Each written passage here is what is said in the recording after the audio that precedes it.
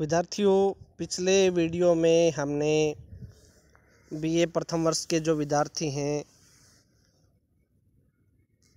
उनके लिए व्यवहारवाद का अर्थ, व्यवहारवाद की प्रमुख विशेषताएं, डेविड स्टन का व्यवहारवाद और व्यवहारवाद की जो प्रमुख सीमाएं हैं उनके संबंध में डिस्कस किया था। उसी क्रम में आज के हमारे इस वीडियो में हम उत्तर व्यवहारवाद के संबंध में डिस्कस करेंगे। उत्तर व्यवहारवाद क्या है, उत्तर व्यवहारवाद के उदय के क्या कारण थे, उत्तर व्यवहारवाद की प्रमुख विशेषताएं कौन सी हैं, इन सब के बारे में आज के इस वीडियो में हम डिस्कस करने वाले हैं। देखिए, सबसे पहले यदि हम बात करें उत्तर व्यवहारवाद की, तो उत्तर व्यवहारवाद जो है वो एक प्रकार से व्यवहारवाद का अगला चरण या सुधारात्मक आंदोलन है। देखिए, व्यवहारवाद के अंतर्गत केवल तथ्यों की बात की गई और मूल्यों की पूर्णतया उपेक्षा की गई, और जिस सोच और आशा के साथ व्यवहारवादियों ने राजनीति विज्ञान को एक विज्ञान बनाने का जो सपना देखा था उसको वे साकार स्वरूप प्रदान नहीं कर पाए, और एक प्रकार से पुनः तथ्यों के साथ साथ मूल्यों की जो बात है वो उसकी आवश्यकता महसूस की गई, और एक प्रकार से उत्तर व्यवहारवाद है उसका उदय हुआ। क्योंकि व्यवहारवादी जिस आशा को लेकर चले थे उनको उस आशा के अनुकूल सफलता प्राप्त नहीं हो पाई, तो इसलिए एक प्रकार से उत्तर व्यवहारवाद का आगमन हुआ। 1960 के दशक की समाप्ति से पहले जो डेविड स्टन स्वयं एक प्रकार से व्यवहारवादी क्रांति के प्रमुख प्रतिपादकों में से एक थे। उन्होंने व्यवहारवादी स्थिति पर वे स्वयं एक प्रकार से आक्रमण करते हैं, और वे अमेरिकन पॉलिटिकल साइंस एसोसिएशन के अध्यक्षीय उद्बोधन में स्वयं इस बात को स्वीकार करते हैं कि हम अपने शोध को सार्थक नहीं बना पा रहे हैं, हम अपने शोध को एक प्रकार से सार्थकता नहीं दे पा रहे हैं, इसलिए हमें उत्तर व्यवहारवादी बनना होगा। तो ये डेविड स्टन जो स्वयं एक प्रकार से व्यवहारवादी क्रांति के प्रमुख प्रतिपादकों में से एक हैं, वो स्वयं इस बात को स्वीकार करते हैं और व्यवहारवादी जो स्थिति है उसके ऊपर एक प्रकार से आक्रमण करते हैं। व्यवहारवादी जिन्होंने एक प्रकार से उत्तर व्यवहारवादियों का रूप ग्रहण किया था, वो मानते हैं कि उनके द्वारा नगण्य और प्राय निरर्थक शोध पर बहुत अधिक समय और पैसा खर्च कर दिया गया, जबकि वे एक प्रकार से वैचारिक संरचनाओं, प्रतिमानों, सिद्धांतों के निर्माण में लगे हुए थे।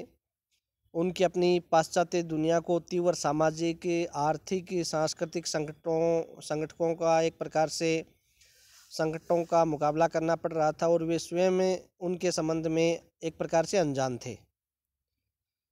वे तो एक प्रकार से विश्वविद्यालयों के शानदार प्रांगणों में अपने वातानुकूलित कक्षों और पुस्तकालयों में बैठकर स्थिरता, स्वामित्व, संतुलन, संरक्षण, प्रतिमान आदि की तकनीकी समस्याओं और मॉडल निर्माण की प्रवृत्तियों में उलझे रहे, और विशेषकर तकनीकों के आधार पर कभी कभी क्षेत्रीय जो अनुसंधान है वो भी कर लेते थे।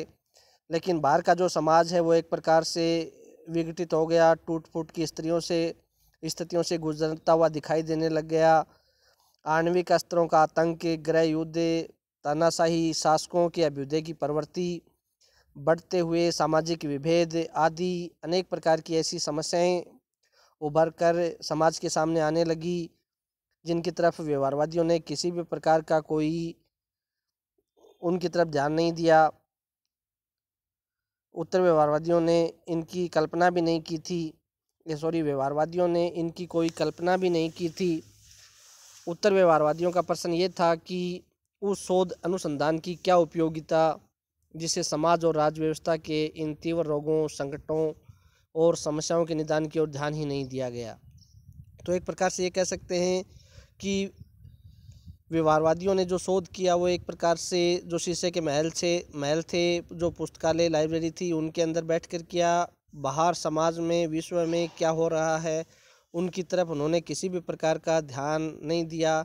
फलस्वरूप अनेक प्रकार की जो समस्याएं हैं वो उभर कर सामने आई और फिर उन्होंने ये महसूस किया कि ऐसे शोध या रिसर्च या अनुसंधान की क्या आवश्यकता या क्या उपयोगिता, जिससे समाज और राज्य व्यवस्था के जो तीव्र रोग, संकट और समस्याएं हैं उनका निदान ही हम नहीं कर सकते। तो ये एक प्रकार से उत्तर व्यवहारवादियों ने स्वयं महसूस किया। अब बात करें यदि उत्तर व्यवहारवाद के अर्थ की या अभिप्राय की, तो इसके अंतर्गत व्यवहारवादी राजनीतिक विश्लेषण में प्रामाणिक अध्ययन के दौर में प्रामाणिकता में अंतर्निहित एवं प्रामाणिकता को प्रभावित करने वाले आधारभूत तत्व मूल्य के अध्ययन को उचित स्थान नहीं दिया गया। ये कह सकते हैं कि व्यवहारवादियों ने अपने शोध में मूल्यों को कोई स्थान प्रदान नहीं किया और केवल के ऊपर बल दिया। इसके परिणाम स्वरूप राजनीतिक विश्लेषण को तथाकथित वैज्ञानिकता का एक निश्चित स्तर तो प्राप्त हो गया, लेकिन उनके जो निष्कर्ष थे उनमें औचित्य यानी रेलेवेंस और वेद शाश्वतता का अभाव बना रहा। उत्तर व्यवहारवादी राजनीतिक विश्लेषण में तथ्यों के साथ साथ एक प्रकार से मूल्यों को समाविष्ट करके राजनीतिक अध्ययन को प्रासंगिक प्रदान करने के पक्षधर थे। उत्तर व्यवहारवादी अपने विश्लेषण में वैज्ञानिकता के तत्व को शिथिल करना नहीं चाहते थे, के परिप्रेक्ष्य को ज़्यादा विस्तृत करना चाहते थे। इस अर्थ में उत्तर व्यवहारवाद को एक प्रकार से एक हमें वैचारिक क्रांति का जो स्वरूप या जो नाम है वो हम इसको दे सकते हैं, क्योंकि यह राजनीतिक प्रक्रिया के अध्ययन के एक नवीन समन्वयात्मक दृष्टिकोण को प्रस्तुत करता है। उत्तर व्यवहारवाद में तथ्यों के साथ साथ मूल्यों की जो भूमिका है उसको पुनः जोड़ने का प्रयास किया गया और एक विवेक सम्मत दोनों का समावेश करने का इसके अंतर्गत प्रयास किया गया। डेविड स्टन के शब्दों में यदि उत्तर व्यवहारवादी क्रांति की बात करें तो यह एक प्रकार से व्यवहारवाद का घोर विरोध करती है। इसके द्वारा राजनीति विज्ञान को प्राकृतिक विज्ञान की कठोर वैज्ञानिक शोध पद्धति का प्रयोग कर परिशुद्ध विज्ञान का रूप देने का प्रयास किया गया है। डेविड स्टन स्वयं यह भी स्पष्ट करते हैं कि यह विरोध परंपरावादियों द्वारा किए गए इसी प्रकार के विरोध से सर्वथा भिन्न है। परंपरावादी वैज्ञानिक पद्धति का विरोध करते हैं क्योंकि वे प्राय मनुष्य के व्यवहार में परीक्षण योग्य जो सामान्यताएं खोजने की संभावना को ही अस्वीकार करते हैं। उनका मत यह है कि मानवीय और सामाजिक व्यवहार के जो अद्वितीय घटनाएं हैं वो उनसे भरा पड़ा है और उनका हम सामान्यीकरण नहीं कर सकते। उत्तर व्यवहारवाद के जो समर्थक हैं वो इस परंपरावादी तर्क से सहमत नहीं हैं। उनका मानना है कि मानव एवं सामाजिक व्यवहार का वैज्ञानिक अध्ययन कर पाना संभव नहीं है, अपितु आवश्यक एवं उचित भी है। उत्तर व्यवहारवाद के जो समर्थक हैं उनको केवल एक ही तर्क है कि शोध किसी भी पद्धति से क्यों नहीं किया गया हो, प्रासंगिकता की कसौटी पर उसको खरा उतरना चाहिए। यानी कहने का अर्थ ये है कि जो भी शोध किया जाए वो ऐसा हो कि उसे तत्कालीन जो विश्व की जो समस्याएं हैं उनका वह शोध एक प्रकार से विश्वसनीय निदान है वो प्रस्तुत कर सके। इस सिद्धांत को डेविड स्टन प्रासंगिकता का सिद्धांत अथवा प्रासंगिकता धर्म कहकर पुकारते हैं। प्रासंगिकता का अभाव व्यवहारवादी शोध में तो लगभग है ही, परंपरावादी शोध में भी संभव है। इसलिए एक अर्थ में उत्तर व्यवहारवाद उन सभी परंपरावादी और व्यवहारवादी शोधों की आलोचना है जो एक प्रकार से प्रासंगिक नहीं है। संक्षेप में यदि बात करें तो एक प्रकार से उत्तर व्यवहारवाद जो है वो व्यवहारवाद का अगला चरण या एक सुधारात्मक या एक नवीन प्रकार का आंदोलन है, एक नवीन दिशा संकेत है। उत्तर व्यवहारवादियों के दो प्रमुख नारे थे, पहला है कर्म और दूसरा है प्रासंगिकता। यानी समाज में जो भी कोई कार्य किया जाए वो इस प्रकार का कार्य होना चाहिए कि वो उस समाज की जो तत्कालीन समस्याएं हैं उनका विश्वसनीय निदान है वो प्रस्तुत कर सके। यह व्यवहार वैज्ञानिकों से समाज और राज्य व्यवस्था की जो तत्कालीन समस्याएं हैं, संकट हैं, चुनौतियां हैं, उनका अध्ययन करने और उनके निदान ढूंढने की बात करता है। इसका जो उत्तर व्यवहारवाद का जो मूल मंतव्य है वो ये है कि सामाजिक शोध समाज की आवश्यकता के संदर्भ में प्रासंगिक होना चाहिए, संगतिपूर्ण होना चाहिए। यह यानी उत्तर व्यवहारवाद जो है वो राज वैज्ञानिकों के मूल्य निरपेक्ष या जो तटस्थ भाव से अलग रहकर अध्ययन करने के बजाय स्वयं उनको समाज एवं राज्य व्यवस्था की रक्षा में आगे आने के लिए आह्वान करता है और उन्हें मानव मूल्यों की रक्षार्थ कर्म करने की ओर प्रवृत्त करता है। यानी एक प्रकार से उत्तर व्यवहारवादी ये मानते हैं कि मूल्य निरपेक्ष या तटस्थ भाव से अलग रहकर अध्ययन करने के बजाय स्वयं मूल्यों की रक्षा के लिए राज वैज्ञानिकों को आगे आना चाहिए और अपने कर्म करने की ओर प्रवृत्त उनको किया जाना चाहिए। ये बात उत्तर व्यवहारवादी करते हैं। अब यदि बात करें उत्तर व्यवहारवाद के उदय के यानी कौन से कारण उत्तर व्यवहारवाद के उदय के लिए उत्तरदायी थे, तो पहला जो कारण ये था, जैसा कि मैंने आपको बताया है कि उत्तर व्यवहारवादी जो क्रांति है उसका जन्म एक प्रकार से व्यवहारवादियों की रूढ़िवादिता, जड़ता और दिशाहीनता के कारण हुआ। डेविड ईस्टन जो पहले व्यवहारवाद के प्रबल समर्थक थे, वो स्वयं उन्होंने 1969 में अमेरिकन पॉलिटिकल साइंस एसोसिएशन के अध्यक्षीय उद्बोधन में वो इस बात को स्वयं स्वीकार करते हैं कि हम अपने शोध को सार्थक नहीं बना पा रहे हैं। जिस लक्ष्य को हम लेकर चले थे उस लक्ष्य को हम प्राप्त नहीं कर पा रहे हैं, इसलिए हमें उत्तर व्यवहारवादी बनना होगा। अब देखिए, उत्तर व्यवहारवाद के उदय के लिए जो प्रमुख कारण उत्तरदायी हैं उनमें पहली बात तो ये है कि उत्तर व्यवहारवाद जो है वो एक प्रकार से व्यवहारवाद के विरुद्ध एक प्रकार की प्रतिक्रिया है। द्वितीय विश्व युद्ध के बाद व्यवहारवादी प्रयासों के माध्यम से राजनीति विज्ञान को विश्वसनीय, सैद्धांतिक और वैज्ञानिक स्वरूप देने का प्रयास किया गया, लेकिन इसके बावजूद स्वयं कई व्यवहारवादी भी इन प्रयासों को अपर्याप्त और अपूर्ण अनुभव करने लगे। तो पहला कारण तो ये है कि व्यवहारवाद के विरुद्ध उत्तर व्यवहारवाद एक प्रतिक्रिया के रूप में उभर कर सामने आया। दूसरा जो सबसे महत्वपूर्ण कारण है उत्तर व्यवहारवाद के उदय का वो ये है कि ऐसा माना गया कि सामाजिक विज्ञानों की जो अध्ययन पद्धतियां हैं उनको प्राकृतिक क्योंकि समाज और व्यक्ति की जो प्रकृति है वो एक प्रकार से परिवर्तनशील होती है और उनका अध्ययन प्राकृतिक विज्ञानों की भांति नहीं किया जा सकता। अतः व्यवहारवाद द्वारा किया गया यह विभाजन कृत्रिम है कि व्यक्ति का औपचारिक व्यवहार और उसकी जो चेतन की आकांक्षाएं हैं जैसे विश्वास, भावना, वो अविच्छिन्न रूप से जुड़े हुए हैं। तो दूसरा यह है कि व्यवहारवादियों ने एक प्रकार से समाज विज्ञान की जो अध्ययन पद्धतियां हैं उनको प्राकृतिक विज्ञानों की भांति लागू करने का प्रयास किया, जो एक प्रकार से उचित नहीं माना गया। तीसरी जो सबसे महत्वपूर्ण बात है उत्तर व्यवहारवाद के उदय की वो ये है कि उत्तर व्यवहारवाद जो है वो एक तरीके से व्यवहारवादी शोध के असंतोष का परिणाम है। यानी व्यवहारवादियों ने जो शोध किया, जिन तकनीकों को अपनाया, उनसे कुछ विद्वान वो संतुष्ट नहीं हैं, इसलिए एक प्रकार से वह व्यवहारवादी शोध के असंतोष का परिणाम है। व्यवहारवादियों में मूल्यों के अध्ययन को वैज्ञानिकता की दुर्बलता माना गया, तथ्य प्रधान अध्ययन को विज्ञान का पर्याय माना गया। तथ्य प्रधान अध्ययन वस्तु स्थिति का यथार्थ अध्ययन है, मूल्य प्रधान अध्ययन की तरह आदर्श स्थिति का नहीं।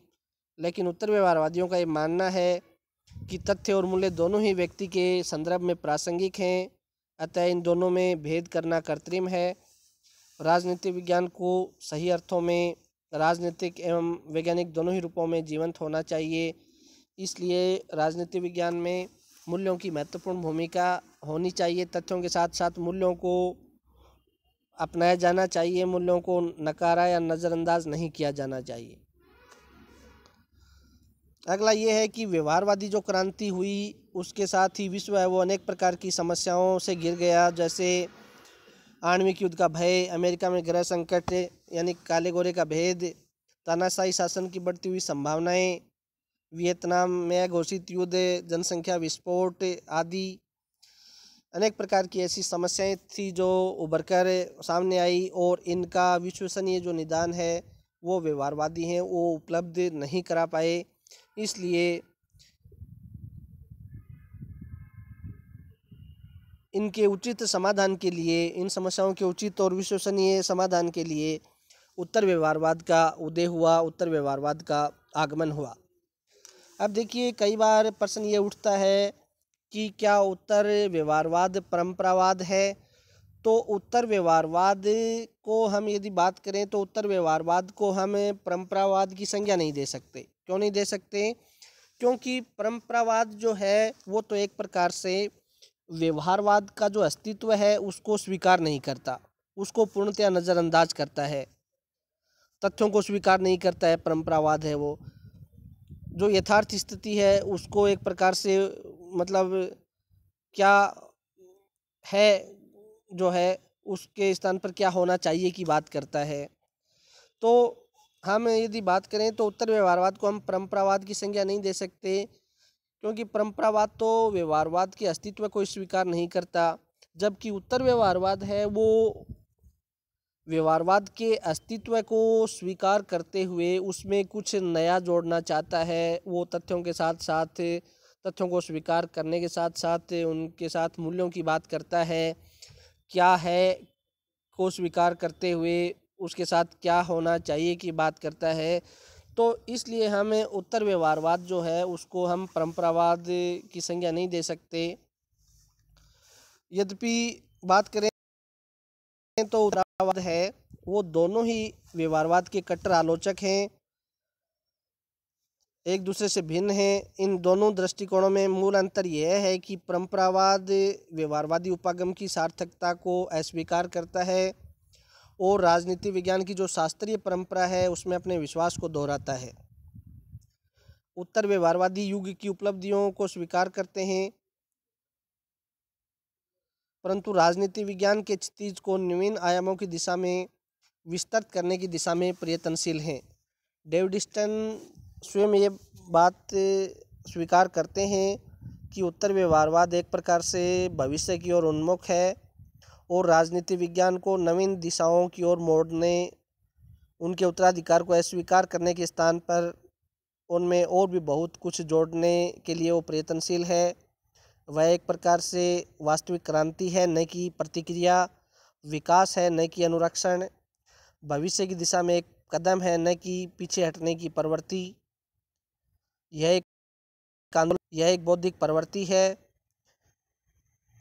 इसको किसी विशेष विचारधारा से संबंधित करना एक प्रकार से गलत है, क्योंकि उसके प्रतिपादकों में सभी विचारों और दृष्टिकोणों का समर्थन करने वाले जो राजनीति शास्त्री हैं वो पहले सिरे के रूढ़िवादी और कट्टर वामपंथी, विभिन्न प्रकार की प्राविधिक पद्धतियों को मानने वाले कठोर वैज्ञानिक और समर्पित दार्शनिक तरुण और बुजुर्ग हैं। राजनीति, प्राविधिक और वय संबंधी सभी असंभाव्य अनेकताओं से इस समूह को जोड़ने वाली एक भावनात्मक कड़ी है। अर्वाचीन राजनीतिक शोध की दिशा के संबंध में एक गहरा असंतोष है। तो संक्षेप में ये कह सकते हैं कि उत्तर व्यवहारवाद को हम परंपरावाद की ओर एक कदम नहीं मान सकते, क्योंकि परंपरावाद तो व्यवहारवाद के अस्तित्व को पूर्णतया नज़रअंदाज करता है, अस्वीकार करता है, जबकि उत्तर व्यवहारवाद व्यवहारवाद के अस्तित्व को स्वीकार करते हुए उसमें कुछ नया जोड़ना चाहता है। तो आज की इस वीडियो में हमने उत्तर व्यवहारवाद का अर्थ क्या है, उसका उदय क्यों हुआ, इन सब के बारे में डिस्कस किया। आगे की वीडियो में हम उत्तर व्यवहारवाद की जो प्रमुख विशेषताएं हैं उनके बारे में डिस्कस करेंगे। धन्यवाद।